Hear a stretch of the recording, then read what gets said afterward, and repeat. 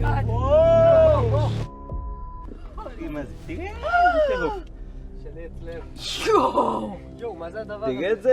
Arqueólogos acabam de abrir uma câmara na qual nenhum ser humano havia entrado por 40 mil anos, e o que encontraram lá dentro obrigou os cientistas a repensar tudo o que acreditavam sobre nossos parentes extintos mais próximos.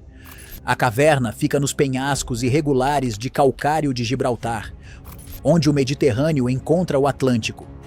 E atrás de um antigo tampão de areia não havia silêncio, mas um retrato perfeitamente preservado de uma civilização desaparecida. Ossos de animais que não deveriam estar ali. Um caracol marinho levado profundamente para dentro da rocha. Gravuras riscadas no leito rochoso com traços deliberados. Evidência de que a espécie por muito tempo rotulada como primitiva era tudo menos isso. O complexo de cavernas de Gorham, no Rochedo de Gibraltar, passou décadas desmontando nossas suposições sobre a evolução humana, e esta câmara selada pode ser sua descoberta mais disruptiva até agora. Designado Patrimônio Mundial da Unesco em 2016, o complexo inclui 4 cavernas de calcário: Gorham's, Vanguard, Hyanna e Bennett, cujas entradas esculpidas pelas ondas e pisos em camadas preservam mais de 120 mil anos de ocupação. Pesquisadores sabem desde os anos 1980 que algo extraordinário aconteceu aqui perto do fim da última era glacial, mas nada os preparou para o que estava escondido atrás da areia no fundo da caverna Vanguard. Após 9 anos de escavação meticulosa, arqueólogos do Gibraltar National Museum, liderados pelo professor Clive Finlayson, removeram lentamente sedimentos das partes mais profundas da caverna. Então encontraram algo inesperado, um denso tampão de areia antiga. Não era rocha desmoronada, não eram detritos aleatórios. Era areia compactada, perfeitamente selada, intocada desde que os neandertais caminhavam por este litoral. Quando removido, revelou uma câmara esculpida no alto do teto da caverna, cerca de 13 metros de comprimento e aproximadamente 13 metros de profundidade, completamente isolada do mundo exterior por pelo menos 40 mil anos. Pense no que isso significa. Tudo lá dentro, cada osso, marca e vestígio, permaneceu intocado desde antes de os humanos modernos pintarem cavernas na Europa. Antes da agricultura, antes da civilização, antes da linguagem como a entendemos. Finlayson disse depois: "Quantas vezes na sua vida você vai encontrar algo em que ninguém entrou por 40 mil anos? Isso só acontece uma vez." E o que encontraram não foi um tesouro, foi algo muito mais estranho. Os primeiros restos incluíam lince, hiena malhada e abutre-grifo, predadores de topo cujos ossos não tinham razão para estarem reunidos dentro de uma câmara selada. Esses animais não compartilham tocas naturalmente. Alguém ou algo os levou até lá. Então vieram as marcas de arranhões, profundos sulcos de garras esculpidos diretamente no calcário por um carnívoro não identificado. O que quer que os tenha feito ficou preso lá dentro, transformando a câmara em um momento congelado de luta. Mas entre aqueles ossos e marcas de garras havia algo ainda mais surpreendente. Um único grande búzio comestível, um caracol marinho, repousando no fundo da câmara, quase 20 metros da praia. Búzios não entram em cavernas, não escalam penhascos. Alguém o levou até lá. Finlayson explicou que a idade da concha deixa apenas uma possibilidade: neandertais. Esse único objeto reescreve silenciosamente a história. Significa que os últimos neandertais não estavam famintos nem eram sobreviventes sem mente. Eles planejavam, transportavam recursos, organizavam o espaço de forma intencional. Por décadas, os neandertais foram retratados como brutos lentos e pouco inteligentes, substituídos por Homo sapiens mais inteligentes há cerca de 40 mil anos.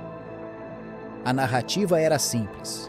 Os humanos modernos chegaram, Os neandertais desapareceram. Mas a caverna de Gorham vem desmontando essa narrativa peça por peça. E a câmara selada nem sequer foi a descoberta mais chocante. Sob ela, camadas de escavação revelaram evidências de um comportamento tão sofisticado que os pesquisadores tiveram dificuldade em classificá-lo. Em 2024, cientistas descreveram uma lareira engenheirada de 60 mil anos, projetada para produzir alcatrão vegetal, um adesivo industrial. Não era uma fogueira comum, era uma estrutura circular com canais e revestimento espesso, projetada para aquecer material vegetal sem oxigênio em um processo chamado pirólise. Os neandertais usavam a esteva local em vez de casca de bétula, adaptando a tecnologia às condições do Mediterrâneo. O alcatrão resultante era usado para fixar pontas de pedra em hastes de madeira, criando lanças compostas confiáveis. Isso é química. Ciência dos materiais. Fabricação planejada transmitida ao longo de gerações. E isso leva a uma revelação mais profunda: a transmissão de conhecimento. O aquecimento controlado com baixo oxigênio não pode ser descoberto por acaso. Ele exige aprendizado compartilhado, ensino e repetição ao longo do tempo. Não foi experimentação aleatória, foi cultura. O local sobreviveu porque uma duna de areia em rápido movimento o selou, preservando pólen e esporos que capturaram um retrato do ambiente ao redor. Uma cápsula do tempo natural, preservando não apenas objetos, mas o próprio conhecimento. Quando todas as evidências são reunidas, surge um quadro mais claro. Camadas de descarte nas cavernas de Gorhams e Vanguard contêm conchas de mexilhão, ossos de peixes, focas monge e golfinhos, todos marcados por ferramentas de pedra. Não eram restos recolhidos ao acaso, mas refeições cuidadosamente processadas. Os neandertais aqui exploravam recursos marinhos, levavam-nos para casa e organizavam espaços domésticos em torno de rotinas previsíveis. Durante a era glacial, o nível do mar era mais baixo, e a caverna dominava uma planície costeira que se estendia por 4,5 quilômetros até o que hoje é o Mediterrâneo. Era uma vasta paisagem de dunas, florestas de pinheiros e lagos sazonais, tão rica que pesquisadores a comparam a um Serengeti mediterrâneo. Ao longo de gerações, o aumento do nível do mar engoliu lentamente esse mundo, forçando os neandertais a observar seus territórios de caça desaparecerem. No entanto, a descoberta mais revolucionária surgiu mais profundamente dentro da caverna de Gorham. Uma gravação abstrata deliberada esculpida no leito rochoso há mais de 39 mil anos. Não eram arranhões aleatórios. Não eram marcas de afiação de ferramentas. A replicação experimental mostrou pelo menos 54 golpes deliberados, cuidadosamente repetidos para formar um desenho entrecruzado. Foi uma criação intencional. Durante décadas, a arte simbólica foi considerada o salto cognitivo definidor que separava Homo sapiens de todos os outros hominíneos. Arte significava pensamento abstrato, cultura e humanidade moderna. A gravação de Gorham destrói essa fronteira. Os neandertais em Gibraltar estavam criando padrões abstratos antes que os humanos modernos chegassem à região. O próprio Finlayson disse isso claramente. Seja arte ou rabisco, é inegavelmente abstrato. Essa constatação muda tudo. O pensamento abstrato, antes considerado exclusivamente humano, já estava presente entre os neandertais. Evidências sugerem que eles caçavam aves, usavam penas para decoração e produziam gravações simbólicas, comportamentos anteriormente atribuídos apenas ao Homo sapiens nos modelos evolutivos. Se os neandertais possuíam pensamento simbólico, ferramentas avançadas, fabricação química e vida doméstica organizada, então a história de seu desaparecimento torna-se muito mais complexa.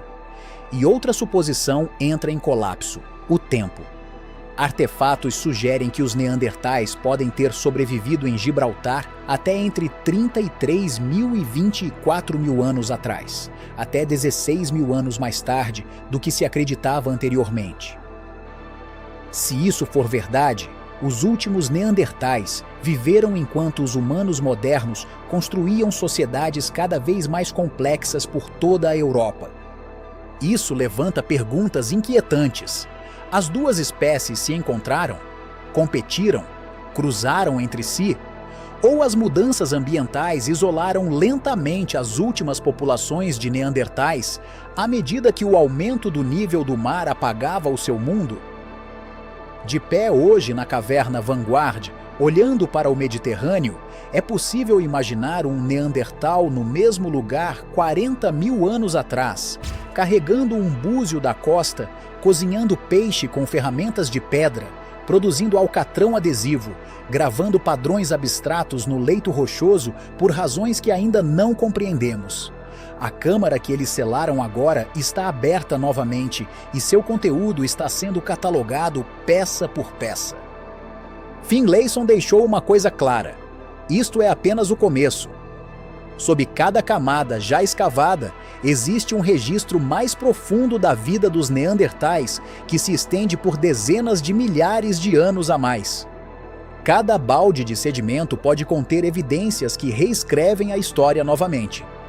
A tecnologia, os comportamentos e as decisões de uma espécie desaparecida esperaram 40 mil anos para que alguém os descobrisse.